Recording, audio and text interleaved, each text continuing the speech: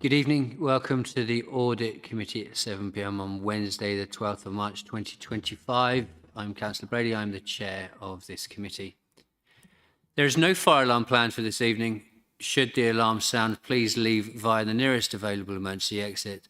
Two of the closest exits are through the glass doors behind you to the left and through the double doors onto the riverside behind you.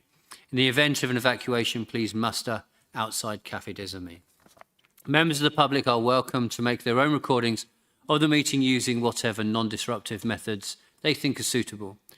I'd like to remind everyone present that this meeting is being filmed and made available to view in live and archive form via the Council's website. If you are seated in the public gallery, it is possible that the cameras may capture your image. If you wish to avoid being filmed, it is recommended you make a member of the staff aware who can direct you where to sit. The Westgate Gardens on the riverside are locked at sunset, so members of the public must leave the Guildhall by the side exit behind the glass doors. Moving on to item 1, apologies for absence. Do we have any apologies for absence? No apologies, Chair. Thank you. So substitute members, we don't have any. Item 3, declarations of interest by members or officers. Do we have any declarations received in advance? No declarations received in advance, and I ask if there are any other further declarations. None from the floor. Thank you. We move on to item 4, minutes.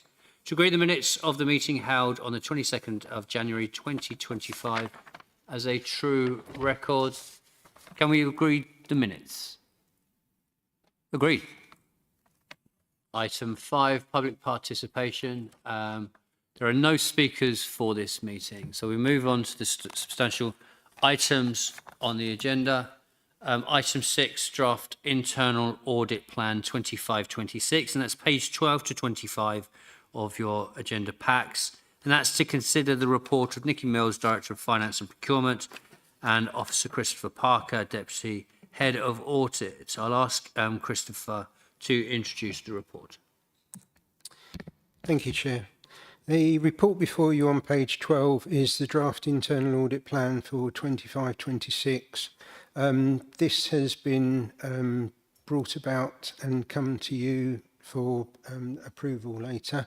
The draft internal audit plan has been discussed with heads of service, directors and the management team, gone through all of the proposed reviews to make sure that there isn't anything that needs to be moved around, or if there's anything that's got systems changes, etc., that we need to be aware of. So moving on to page 13, this shows the top 5 risks according to the Institute of Internal Auditors in their Risk in Focus survey, which they undertake each year. And you can see the top risks there, and they're probably the ones that you would think would be featured quite highly on those areas. On page 14, 2.7, this shows the risk assessment. Following the risk assessment consultation, this shows the split of the work for the proposed plan, it being the core internal audits taking 74% of the time, fraud work 8%, corporate risk 4%, and other productive work being 14%, and the number of audits proposed for the year being 23.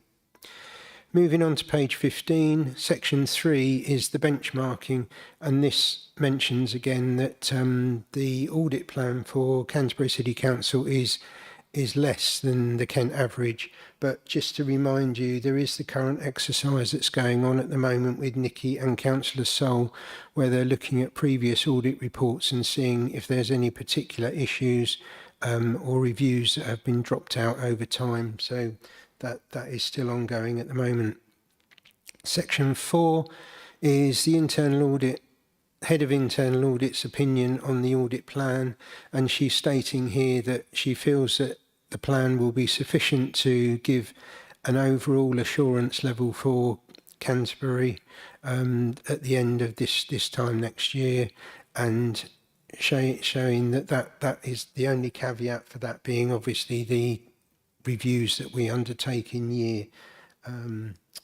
Section 5 just touches on the new internal audit standards, which we have spoken about at previous meetings, and I'm sure there will be some more detail brought to you on the new audit standards as we progress through the year. And then finally, on page 18, this shows the actual strategic audit plan. Tonight, we're really only interested in the approval of the 25-26 plan, but this one does show you for reference the current year, 24-25, and then it also shows you the time split up until 29-30. Now, obviously, with local government reorganisation, if that does go ahead, then it could well be that the latter years will be moved about and changed, and that depends on how things are going with the local government reorganisation. Those are the main points, and I'd be pleased to take any questions you may have. Thank you. Thank you, Christopher. So first, I'll propose that members approve the Council Internal Audit Plan 25-26. Can I have a seconder, please? Thank you, Councillor Smith. And then I open up to the floor for discussion and comments. Councillor Jones. Thank you, Chair. Thank you for the report. It's just one question, really. Obviously, our number one on the actual report, which is to do with the risk on cyber attack and that kind of thing. This is just a question I was just mulling over the other day. With the event or the upthrow of something which is beyond my capacity, which is AI, artificial intelligence, although some people say I've got that anyway, how does that affect us? And regarding us having been cyber attacked, is that more difficult for us to defend ourselves against an AI, or is it easier for us to defend ourselves by working with a system that helps us to do that? Not knowing, it sounds a bit vague, the question, sorry, but what I'm worried about really is as AI develops, the bad guys, so to speak, are obviously developing how to do this better. How would we protect ourselves, defend ourselves against that, potentially? Thank you. Would you like to come in on that, Chris? And I think I'll note also that we do have a cybersecurity presentation in the next coming weeks. So I think there'll be really good questions to pick up there. But if you would like to come in, Christopher. Thank you. Yes, the number one risk is cybersecurity, and we have actually got a review that's just about to start on network security and cybersecurity, and that will obviously come back to the committee once that's completed and moved forward. On the second one, the digital disruption and AI, we are conscious of the AI going forward, and we will be keeping a close eye on that in conjunction with the 4 East Kent partner councils. But at the moment, it's just a sort of watching brief, and it's just something that we are aware of, and things aren't moving too fast at the moment as far as we're aware. But it's definitely something that's on our radar. Thank you, Councillor Smith. Thank you very much, Chair. Actually, on Councillor Jones's point about the AI usage, I mean, it's a kind of a machine learning thing for the data sets. So working closely with the other councils in terms of any kind of development or in defence that we use would be appropriate, because not only for the local government reform, but just because it would increase the number of data sets to understand how attack patterns might work. And I suggest that that would probably be something for the IT people to have a look at and see if they can share across councils, not necessarily just in East Kent, perhaps wider across the UK. Thank you. Would you like to pick that up? I understand, obviously, the remit is looking at audits, internal audits from Thanet, Dover, Folkestone, and that's the reach. So I'm sure. Have you picked up that from other councils about data sharing and the risks that there might be involved from that? Thank you. Yes, it's certainly something that Christine's aware of, and she will be speaking to the Section 151s as things move on and progress during the year. Thank you. Councillor Buckman. Yeah, thanks for that. Yeah, I would guess in the future maybe AI will just merge into section number one, really, point number one, because it will all be the same sort of thing. It's, you know, one leads to the other. But my actual question was, you mentioned like the Canterbury being within like the Kent average, but where does Kent fall in averages, sort of in the national picture? Are we higher or lower on that sort of thing? And then in that strategic plan thing, I can't find mention on air quality monitoring or anything on enforcement either. Where would they fall? Thank you. Cheers. Oh, thank you. Sorry. Thank you.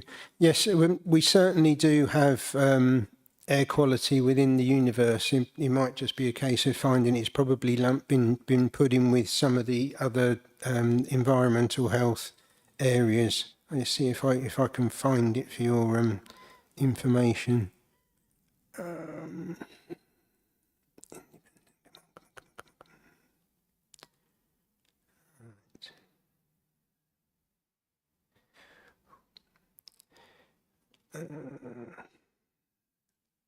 We certainly do have one on environmental protection, which includes noise and contaminated land, and it's probably the case that there's another joint review here, but I will check that and make sure that it is included in the universe.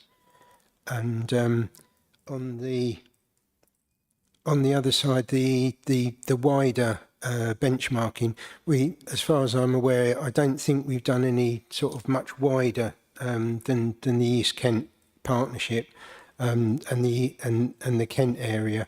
That's possibly something that we could do, but it as the benchmarking sort of involves lots of other councils, it becomes more difficult because sometimes they're not comparing like with like, whereas we know within Kent that we have managed to sort of tie it down to try and make the comparisons much more viable. Thank you. Do we have any further questions for the floor? No, I think so. Looking at the plan, I think this year we've got some really big ticket items for this committee to scrutinise. We've got risk management, performance management, frauds, arrangements, data, payroll, software licensing, purchase and capital programme, housing allocations, homelessness, Kanenko, Section 106 and SIL. So that's a really good set of audits that are going to be coming to us this year. So I think the cyber questions, well, I think we'll be able to pick most of them up when we get the presentation. And if you're able to look at the air quality and where that fits in a future date when that comes to us, then that will be welcome. Thank you. So we've got a resolution to approve the internal audit plan, and we need to have a recorded vote.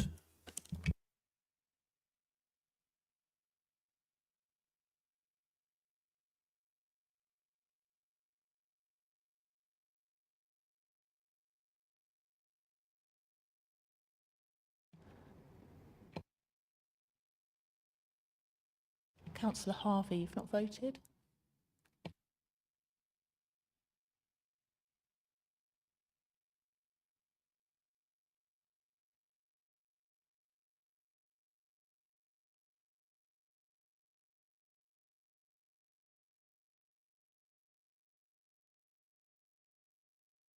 And that's carried unanimously. Thank you.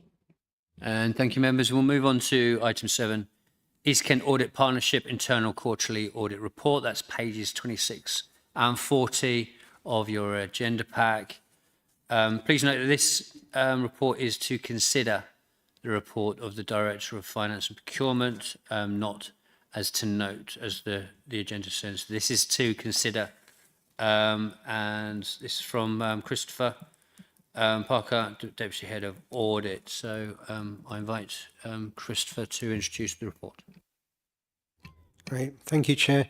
Yes, the report before you on page 26 is the regular internal audit update report showing the work that's been completed since the last Audit Committee meeting. On page 29, this shows the reviews that have been completed in the period, and there's been 2 for this time. The first one being climate change update, which has come out as substantial assurance, and the second being one of the last EKS reviews, which was business rates, reliefs and credits, which came out at a reasonable assurance. On page 31, this shows the follow-ups that have been undertaken for the period, this being licensing, which has come out as substantial reasonable, and the EKS disaggregation project regarding data management. This has come out as not applicable. The reason for this being that the work that was undertaken in the disaggregation project was at the time when all of the data was still being looked after by EKS, and it was then starting to split up across the 4 councils as the IT service was coming back in-house. And obviously time overtook the recommendations, and when we've come to look at it, we can just confirm that everything that was supposed to have been done has been done. But it's just a case of showing it as a not applicable, which is just a slightly unique one on this case. Moving forward to...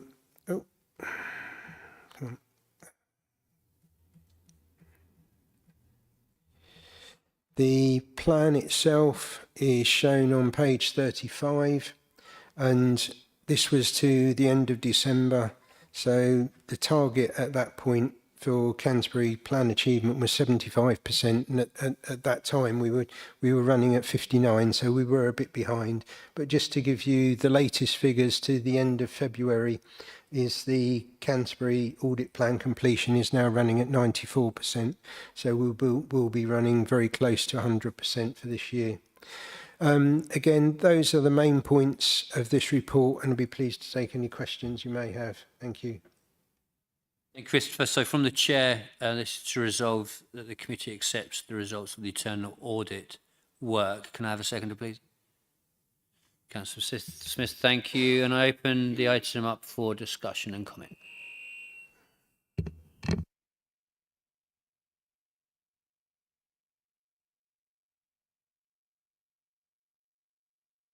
Councillor Buckman. I'm not sure this is a question now after what you mentioned. However, I'll ask it anyway. It's about the credits for refunds. You know, right down here. How do you identify sort of the claimants that they're sort of genuine and they don't get a service and then claim the refund afterwards? I'll sort of, for an example, you know, the green bins, when people would necessarily sign up with their credit card and then claim a refund, but that refund might get missed and then the collections would still take place. Thank you, Councillor Buckman. Would that be a question for an officer, or are you able to pick that up, Christopher? All right, thank you. This particular area was purely on business rates. So the reliefs and credits were where there had been overpayments on the business rate account, and where there had been changes in the rateable value in the current year and previous years. That's what generated a credit. So it was just those particular aspects of the business rate section on this particular review. Thank you, Christopher. Any questions from the floor?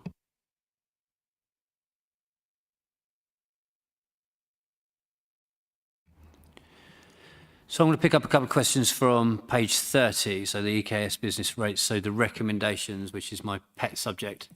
So it mentions about the credit balances. I'm just wondering how often those are reviewed. These questions might not be able to be answered today, but for signposting, I expect the recommendations to be asked and the answers to be readily available. So it's the credit balances, how often are they reviewed?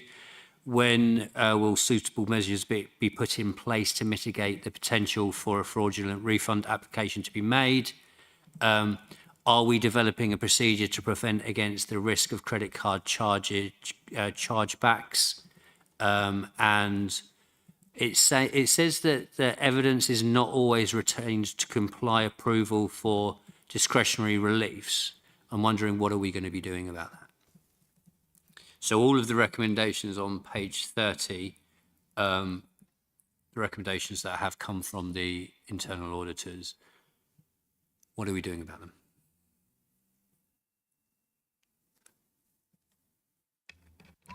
Thank you. Yes, we obviously won't know the answer to those ones at the moment. We could certainly be able to look at the final report, because that would tell when the intended date of having these completed by. We can definitely feed that back to you. But as for the current position at the moment, that would be a case of having to go back to EKS to find out. But we certainly will be following these up, and probably in the next few months. The next committee is not until early July, so probably by that time we will have done the follow-up, and the follow-up should be coming back to this committee. Great, thank you. That would be helpful. Thank you. Do we have any other questions from the floor? No. Okay, so this is to resolve that the committee accepts the results of the internal audit work. Can we have a vote, please?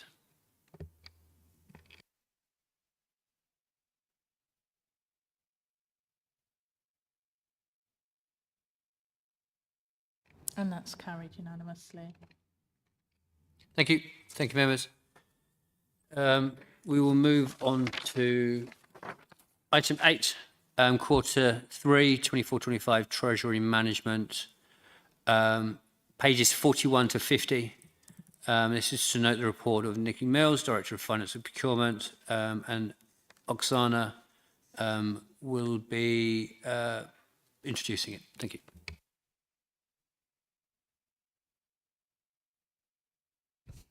Thank you, Chair.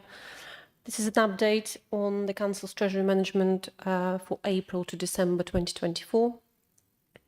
This quarterly report is normally provided by us to the Audit Committee at each meeting.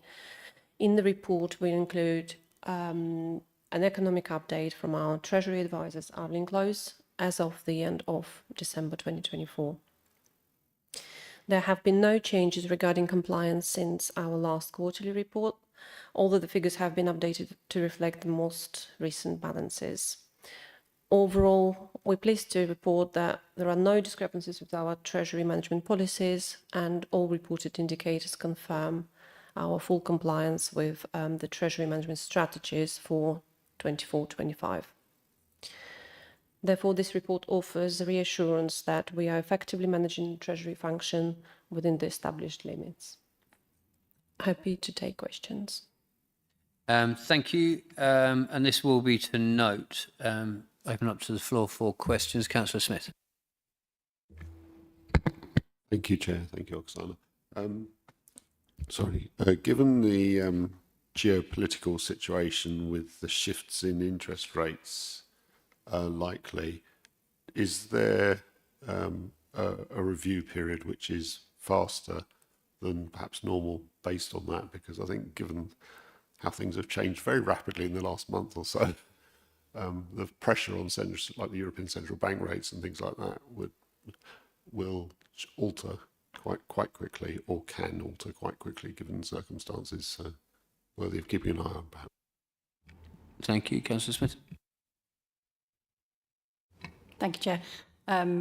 Yeah, we're constantly reviewing that, as well as our consultants, Arlene Close, are too. And although the majority of our borrowing is all fixed at the rates when it was taken out, so we do have the short term that we regularly take out, and depending on what the rates are, but that's short term within a year, and then hopefully that reduces the impact, because it's only for 3 months, 6 months, or less than a year. So then we can then review that and get a lower rate with interest and borrowing when that comes up. So, and then we would do longer term borrowing when the interest rates are at a lower position. Thank you. Do we have any other questions from the floor? Councillor Smith. Just to come back very quickly on that, is that something that, I mean, I take it is from what you said, Nikki, but it's that you'll have a kind of mid-term view.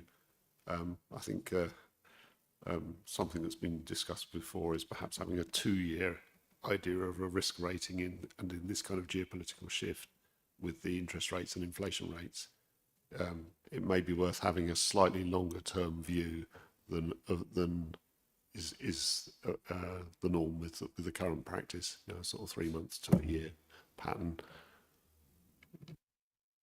Thank you, Chair. Yep, we do that as well when we review. We have got 1-2 year borrowing situation at the moment, but yeah, it's just reviewed with Darling Close to see what the best position is, short term and long term overall. Thank you. Councillor Harvey. Thank you, Chair. Yeah, just can't quite get my head around something. It's obviously a pet hate of mine as well, is that we don't get much information on the big investments that we've got huge debt for. And just looking at the one investment that we hold of 1.9 million for commercial purposes that generates $250,000, which is a return of 13.2%. Obviously, on the face of it, that sounds like a fantastic return on that. I'm just wondering, I assume it's based, the 1.9 million is actually what it's valued at in our assets now. So that's been downvalued over the years. And it says the return is taken account after direct costs. So my question really on that is, are there any finance costs as well, or has that long been paid for? I know that one's quite an old one. So there's finance costs, and is my understanding correct, is that if that drops in value next year to half, say, 950,000 and had the same return, that return would effectively double, wouldn't it? So it would look like we're getting 26%. I just think it doesn't really give us a full picture of what we've got invested in that and what return we're getting. Thank you, Chair. Yes, it's a good observation, and that you are correct that the value has been downgraded from the previous year in our accounts, but the income that it's generating is stayed the same. And I'm not aware, first of all, when it was procured, so I don't know how long ago it was.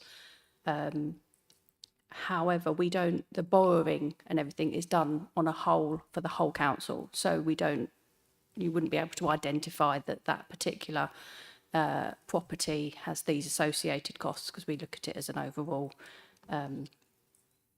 for all of housing and general fund properties, capital expenditure and everything all together, so that we get the best deal overall managing our treasury function. But I can look at when this was, and then we could make a estimated assumption of it would be already paid off by now. But I'm not aware off the top of my head. I can find that out for you. Would you like to come back? Yes, thank you, Chair. Yeah, thanks for that. That all makes sense. It's just when we're answering questions from constituents, it'd be good to know what we've spent on something before we can say how well that is working, which we can't get from that information. So we don't really know. And I understand that is accounting practice. That's the way it's done, but doesn't really give us as much as I'd like to know. Thanks for that. Thank you. So I think you'll hopefully follow up and send that information to members so we can have a little bit more background. So we've asked questions on monitoring funds and depreciating assets. I'm going to ask a question on something that is on everybody's minds, the IFRS 9 statutory override that's going to be removed on the 31st of this month. Now, obviously,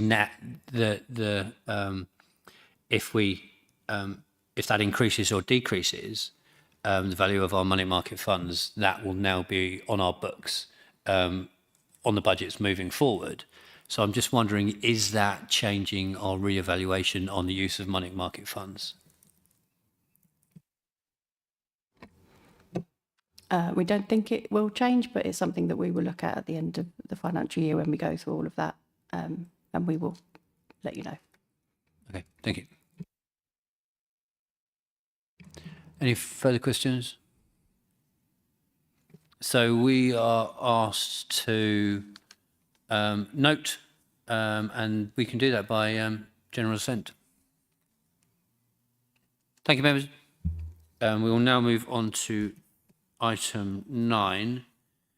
That's update report on the strategic risk register, pages 51 to 80 of your agenda packs. And this is to note the report by Nikki Mills, Director of Finance. And I ask Cheryl Ireland to introduce the report. Thank you, Chair. This report provides an update on the strategic risk register. There have been no changes to the scoring of risks since the register was last presented to committee back in January. There has been a new addition relating to local government reorganisation to the register, which has been scored as a high risk. The other 3 risks that remain high are finance challenges, homelessness, and the maintenance and compliance of housing stock. As part of the ongoing review of the risk register, any risks with a score below 9 will be removed as part of the next update, unless, of course, the score for those risks increases. That's because these risks are being controlled and are considered unlikely to occur.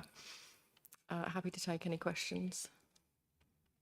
Thank you. So councillors are asked to note the report. So I open up the floor for discussions and comments. Councillor Jones. Yeah, just a couple of things. Just one's an observation regarding our flood risk in particular. It's just a thank you to Liam and his team really for keeping our district safe this winter. Again, it's been extremely wet, and if people know the area, and we all do, not just the coastal but the rivers and the sluices and everything, that's a 24/7 job, and I have to say it's done a brilliant job making sure that the city centre stays as dry as possible, but the rest of us has done as well. And that's just wanted to put that on record. And the other thing I just wanted to say, just for my own ignorance, okay, on page 74, the building control resources, the risk of the lack of it says the qualified building control officers, obviously, at the moment, because the government requires all building control officers to obtain assurance status. How does that assurance status affect the building control officers we have in post now? Is that in addition to the work, what they're doing? They have to have this as well as, or that's basically my question. Thank you. Thank you. Who could answer that?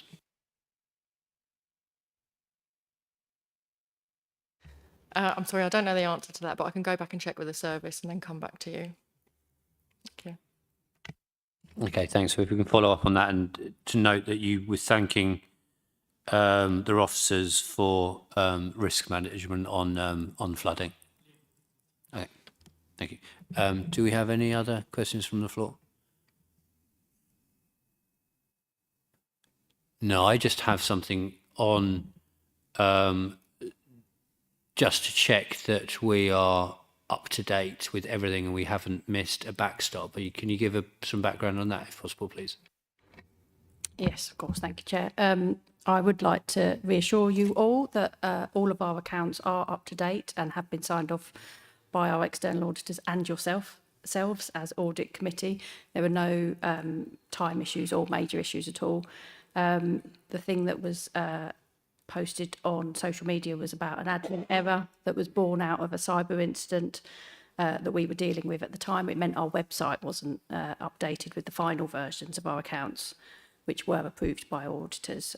It's all been put right on the website, and MHCLG have been informed and they're happy as well with all of that. And the next monthly report that comes out from MHCLG, we won't be on that list now because it will be corrected. Thank you for that. That's good to know.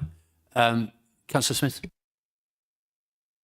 I don't know if it's quite the appropriate place here for it, but this is something that just I've had feedback from several people, including several of the parish councils, is that the difficulty of in terms of using websites with planning has been an ongoing problem, and I'm wondering if this is the appropriate place to flag that as something to be focused on, because the access to planning documents seems to have been considerably hampered, and it seems to be ongoing as well from the feedback I'm getting. So I don't know if that's something that we can deal with here and raise as an issue to be looked at. Thank you, Councillor Smith. Can we feed that back to officers and then see if we can get a response? Because I think it'll have to be the IT department that's able to look into that to find out what issues there are. And if we can have a response, not just to members, but something that we can pass to parish council clerks. Because if a concern has been raised by those clerks, I think it's best to get in front of that to see if there are still ongoing concerns, and then we can raise it further with IT to see how that can be mitigated for. Concern was that it was whether it was individual case problems or if it's a more general problem relating to the cyber incident. So I think having a good look at that from the IT people would be helpful, and feedback on that. Yeah, well, if we can get some contact with yourself to get some evidence of what the exact issue is, because then they can look into that. But we'll get somebody to get in contact with you first of all to find out. Thank you. Do we have anything else? So this is to note, and we can do this by general assent. Is that agreed? Thank you, members. Item 10 is the regulation of I can never say that, investigatory powers, RIPA 2000. I think that's why they've abbreviated it, to make it easier. So to receive a verbal update from Jan, thank you. I can confirm that we've had no new RIPA cases since the last audit committee in January. Do we have any further questions on no news? Thank you. This is just a general discussion. There's no notes on here to say if we agree that verbal update. Yeah. That's fine. Thank you. Item 11, any other urgent business to be dealt with in public? There's none. Item 12, exclusion of press and public, and that is not required. Item 13, there are no other urgent business items to be dealt with in private. Enjoy your evening. Thank you. And thank you, officers.